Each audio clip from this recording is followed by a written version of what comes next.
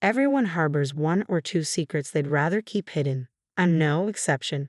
Back in the day, I was quite the wild child. Losing my parents at 15, I quickly went astray and joined a gang of troublemakers. Thanks to my dad's insistence on teaching me wrestling since childhood, I gained a reputation for overwhelming strength, surpassing even the boys. However, my life in that world came to an end after meeting a certain person. But living such a life inevitably accumulates lingering issues. Now, at 35, my name is Nancy. I live as an ordinary housewife, working at a local supermarket. With my light makeup and quiet demeanor, no one would guess that I once wore flashy makeup and rode around on motorcycles. Yes, I was a member of a delinquent group and even the leader of a ladies' gang. But then I met my husband, Joshua, and everything changed.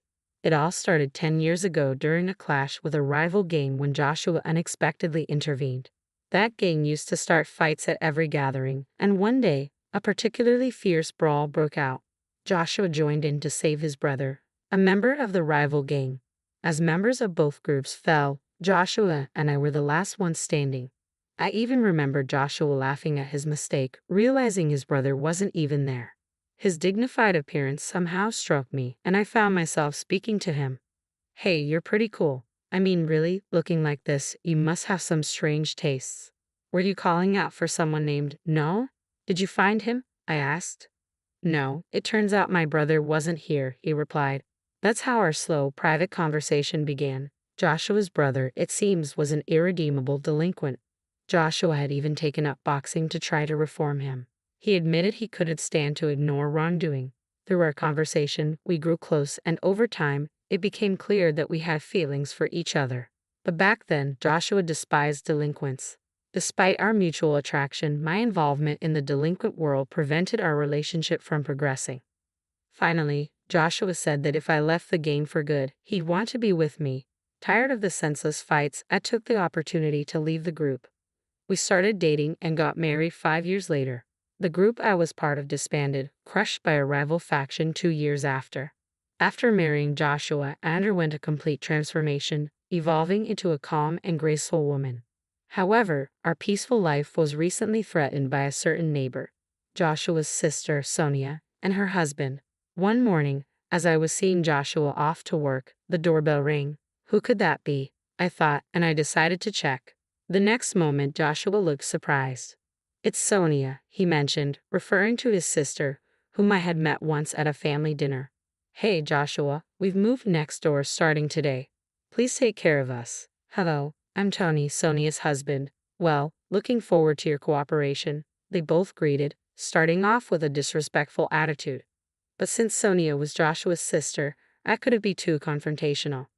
We got along well with the in-laws, so I didn't want to cause unnecessary trouble. However, it turned out that Tony was the person who lured Joshua's brother, Noah, into the delinquent world. They both went to the same high school and were a year junior to Joshua. Joshua turned 34 this year, so they must be 33. Sonia, 3 years younger than Joshua, should be 31. "Too bad about your brother, huh, Tony?" Sonia remarked. "I don't care about Noah anymore, even you, Joshua," she continued.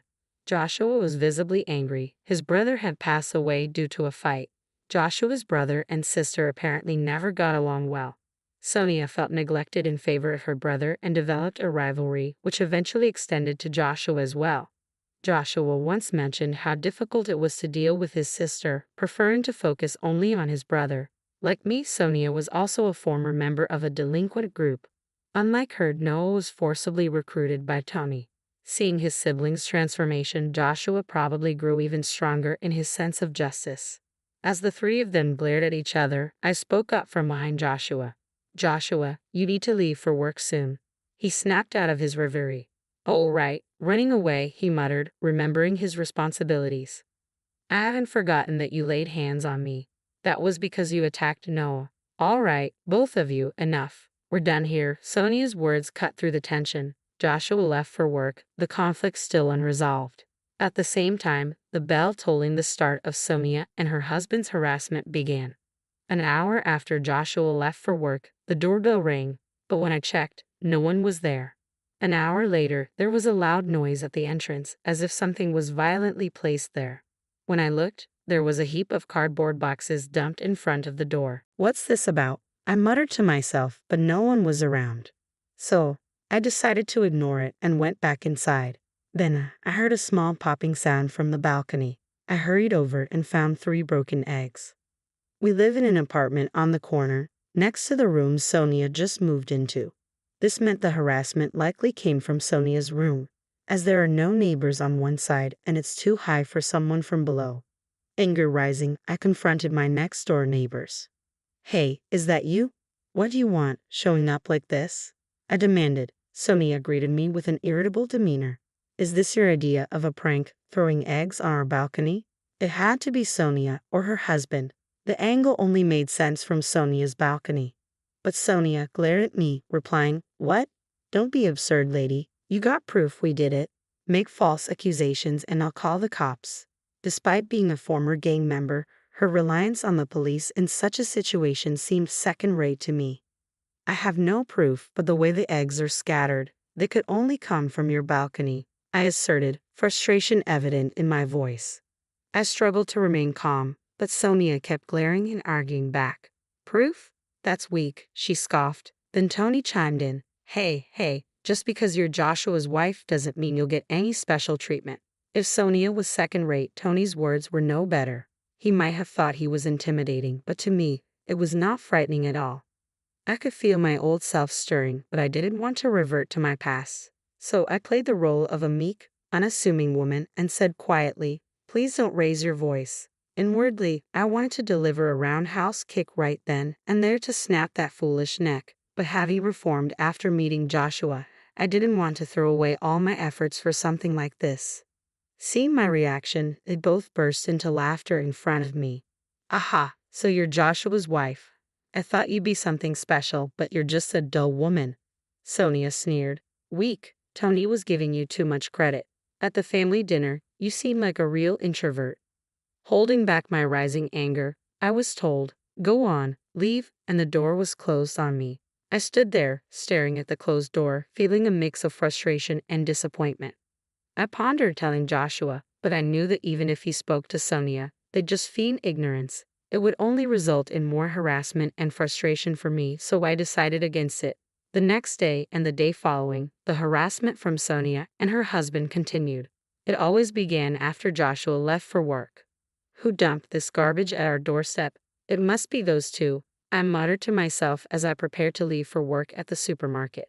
The door got stuck halfway, blocked by a bag of garbage. I reluctantly took it to the disposal area and then headed to work. 5 hours later, I returned home to find something unbelievable. There was a cardboard box in front of the door, arranged like a table.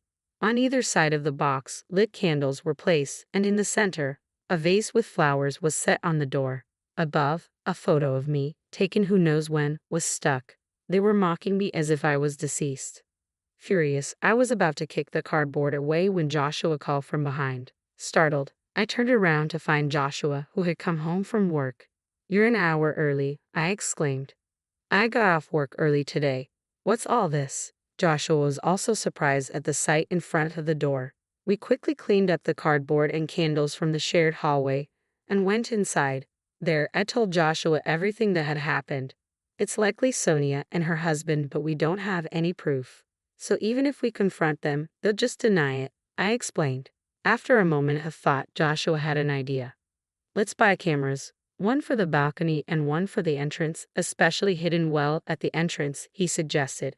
I agreed with Joshua's suggestion. There was a limit to how much more we could endure. We immediately purchased cameras online and had them delivered to Joshua's workplace to avoid suspicion. "For now, we'll just have to endure until the cameras arrive. Then we can retaliate with evidence." "Understood," Joshua said firmly. So, I bore the harassment from Sonia's house for the next couple of days. For most people, endurance means being unable to fight back due to lack of strength or fear. But for me, it was different. I was holding back the urge to retaliate in a world where using force was permissible. I would have already intervened with those two if I could, but not being able to act on it was incredibly frustrating. 3 days later, Joshua came home with the cameras. "Any trouble since?" he asked. "The usual. Today they even threw a fish head onto the balcony," I replied. Let's set up the cameras right away. Put one behind the air conditioning unit on the balcony, aiming at Sonia's balcony.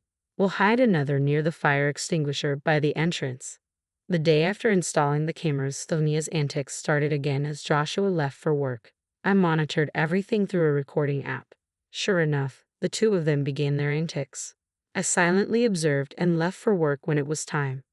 2 hours into my shift at the supermarket, Sonia lined up at my register. Well, if it isn't my sister-in-law, she said with a tone that made it clear she knew it was me, her demeanor dripping with condescension. I silently scanned the items as Sonia continued. Aren't you a bit cold for a cashier? Shouldn't you be more hospitable? Come on, give me a discount on this. Other customers lined up behind Sonia, watching our interaction with concerned expressions. Hey, I'm not a scarecrow, you know, a middle-aged man in line spoke up to Sonia. Can't you see she's uncomfortable? Sonia whirled around, glaring fiercely. Shut up. It's none of your business, she suddenly yelled at him. The man seemed completely deflated by Sonia's outburst and quietly left the line. I then addressed Sonia for the first time. Ma'am, if you continue to behave inappropriately, I'll have to call security. I spoke in a calm but icy tone, perhaps mindful of the others watching. Sonia retorted, Geez, it's just a joke. So disappointing, and left the store, abandoning her items halfway through the transaction. The other customers stared in astonishment. My anger was just about to boil over when I returned home after work. There was a notice on the door. Useless cashier. That was it. I couldn't take it anymore. I ripped off the note in frustration and waited anxiously for Joshua to return. After Joshua got home, we reviewed the footage from the cameras. It clearly recorded Sonia and her husband's misdeeds. Now we can fight back. All right, let's go now. Anger filled Joshua's eyes. When we rang Sonia's doorbell, Tommy answered. You two again. What do you want this time? Sonia appeared behind them. What do you want, Joshua? The two of them asked lazily. We finally began our counterattack. You two. As I started to speak, Joshua stopped me and stepped forward. I recounted. Nancy, let me handle this. Sonia and Tony were taken aback as Joshua continued. If you harass us any further, it won't end well for you. Tony retorted. What? You want to fight? Do you even have proof we did anything? Before Tony could finish, Joshua started playing the video saved in the recording app. This is video capturing your wrongdoings. We had to install cameras because your harassment was too much. This silenced the usually talkative pair. Sonia, showing a hint of panic, turned to Tony. Tony, frowning deeply, glared back at us. Damn it, you got us this time. The trouble started from your end, remember? I said with a serious face. Tony retorted, so we settle this with force, huh? Wait there, Joshua. I'm calling someone. Call whoever you want. We'll be ready. Joshua stood firm, undeterred as the situation escalated. Tony desperately pleaded into the phone. William, I need backup now. His tone was completely different from the bravado he showed us, repeatedly begging for help. After hanging up, he turned back to us. Get ready, Willie. The most notorious guy around here is on his way. He smirked at us, convinced of his imminent victory. But relying on someone else's strength showed his true cowardice. Why don't you confront us directly? Joshua challenged. Keep talking. I know your strength well. I called a special guest this time to ensure you both feel real terror. What a pitiful sight it was. No matter how much they threatened, neither Joshua nor I felt any fear. You must be too scared to even speak. The quiet and meek Nancy, right? Sonia taunted me with a condescending tone. 5 minutes later, the much bragged about William arrived. However, he looked surprised when he saw us. William, over here. Long time no see, Joshua greeted him. Sonia and Tony were visibly excited, having high expectations of him. But their expectations were quickly shattered. What's going on here? Indeed, long time no see, Will. My calling him left Sonia and Tony with puzzled expressions. Joshua also greeted him. It's been a while, Will. The couple looked even more confused by this interaction. Confused? Tony asked. What's this? How do you know, William? As Tony spoke with sweat on his forehead, Will looked back and forth between us. I simply said to him, well, let's not do this, okay? Hearing this, an angry Tony retorted, don't joke around, William. Please do something. Sonia and Tony were frantic, unable to grasp the situation. But then Will addressed them. Hey, don't tell me you mess with Nancy. His question left the couple momentarily stunned. So what if we did? Tony answered hesitantly. Furious, Will shouted, "Idiots! Don't you know who you're messing with?" His rebuke left them standing frozen. They clearly had no idea what was going on. Seeing this, I turned to Joshua and said, "Hey, Joshua, I reverted to my old self from 15 years ago, just for now." Instead of Joshua, it was Will who turned and responded, "Nancy, please don't. If you do something to them, it might end up more than just an injury." Will cautioned me. "What, you're giving me orders now?" I replied, taken aback. No, I didn't mean it like that," he quickly clarified. Seeing the special guests they called for help, Sonia and Tony were bewildered. "What's happening here?" Their faces turned pale as Will spoke. "Do you two know about BBN?" he asked. "Yeah, it's famous. It stands for Black Butterfly Nancy, right? The nickname of the former leader of a ladies' group," Sonia confirmed. "That's right, and this lady here is Nancy herself," Will revealed. Sonia and Tony were shocked. "No way, really?" They both lost their bravado in an instant. Continuing, Will said, "Back then, I led another delinquent group, but we were decimated by Nancy's group. She could take down 30 people by herself." Sonia and Tony now looked at me fearfully. It made sense. They had been harassing someone who they thought was inferior, only to find out she was the leader of a ladies' group they themselves had once belonged to. "I didn't know Nancy is practically a legend," Sonia admitted. "We joined the group 6 months after you left," Sonia said, indicating that she and Tony had joined the group half a year after I had left. Will had been scouted by me and stayed in the group even after my departure. And looking after Sonia and Tony as their senior, he left the group just before it was decimated by a rival group. By that time, Tony had taken over as the leader and was the last leader before its downfall. "Before you ruined it, it was an invincible group. You can't match Nancy," Tony proclaimed. "How could this? Tony was increasingly cornered and distressed by Will's revelations. "Well, the group that took you down is now the strongest in New York State. But if Nancy was still active, she would still be the strongest," Will remarked. Sonia and Tony collapsed, their spirits broken. Seeing this, Will turned to me and apologized. "Please forgive them for my sake." Watching Will apologize, Sonia and Tony had completely lost their will to fight. They never imagined their call for help would backfire this way. "All right, but you'll have to settle your dues properly." I glared at the two of them. "For 1 month, you'll clean this apartment and our balcony that you dirtied. If you skip even 1 day, I won't be so forgiving next time." "Okay," Sonia managed to stutter out her agreement, completely intimidated. Tony, unable to speak, just kept nodding frantically. Watching them, Will commented, "No one can really stand up to Nancy." Hearing this, the silent Joshua finally spoke, "But I hate delinquents. If Nancy hadn't reformed, I wouldn't be here." Looking down a bit, Joshua said softly, and I peered up at him. "Don't worry, I won't show that side of me again." Will burst into laughter at this scene, and we all ended up laughing together. Will and Joshua knew each other because the three of us had met after I left the group. We bumped into Will while on a date and had tea together. "Well, now that's settled, why don't you come over for dinner?" I suggested. We three left Sonia and Tony slumped by the entrance and headed to our apartment. Before entering, Joshua added, "Sonia, you're my sister, so I'll let this slide just this once. But there won't be a next time." Watching him, I wondered if he too was hiding the same fighting spirit as us. From that day, the harassment from Sonia and her husband completely stopped. As promised, I continued cleaning our balcony and the common areas of the apartment, though just delinquents doing chores. Other residents sometimes looked at them curiously, but that soon stopped. After a month, Sonia and her husband left the apartment without a word. Even Joshua, their blood relative, didn't know where they went. They probably left feeling awkward about staying in the same place.